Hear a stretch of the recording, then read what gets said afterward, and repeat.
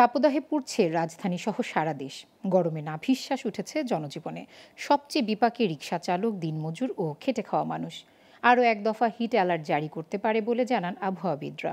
এর মধ্যেই কিছুটা স্বস্তির খবর দিল আবহাওয়া অধিদপ্তর। সকালে এক ব্রিফিংয়ে আবহাওয়াবিদ ওমর ফারুক বলেন, আগামী 2 মে থেকে কমতে পারে তাপমাত্রা। আর 2 থেকে 5 মে প্রতিদিনই হতে পারে বৃষ্টি, সাথে কালবৈশাখী ঝড়ের আভাসও রয়েছে। বিস্তারিত জানাচ্ছেন আঞ্জাম খালেক। যে করেই হোক গরম থেকে বাঁচতে হবে। গরিবের একমাত্র ভরসা পানি। যেখানেই পানি পাচ্ছেন, শরীর ভেজানোর সুযোগ হাতছাড়া করছে না সাধারণ মানুষ। এপ্রিলের শুরু থেকেই সারা দেশের ওপর দিয়ে বয়ে যাচ্ছে মৃদু থেকে মাঝারি, কোথাও বা তীব্র থেকে অতি তীব্র তাপপ্রবাহ, যা দেশের ৭৫ বছরের ইতিহাসে রেকর্ড। এতে জনজীবনে বেড়েছে অস্বস্তি। সবচেয়ে বেশি ঝুঁকির মধ্যে আছেন খেটে খাওয়া সাধারণ মানুষ।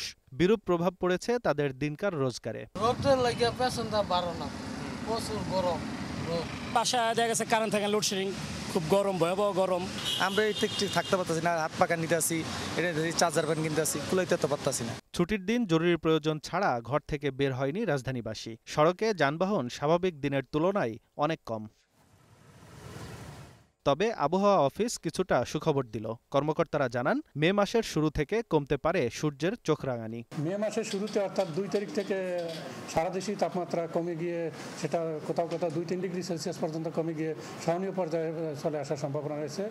অর্থাৎ মে মাসের শুরুতেই কোথাও কোথাও বৃষ্টি, বজ্রবৃষ্টি এবং কালবৈশাখী ঝড়ের সম্ভাবনা রয়েছে। তীব্র গরমে ঘর থেকে বের হলে ছাতা, সানগ্লাস সহ প্রয়োজনীয় জিনিস সঙ্গে রাখার পরামর্শও দিয়েছেন আবহাওয়াবিদরা। আঞ্জাম খালেক, গ্লোবাল টেলিভিশন, ঢাকা।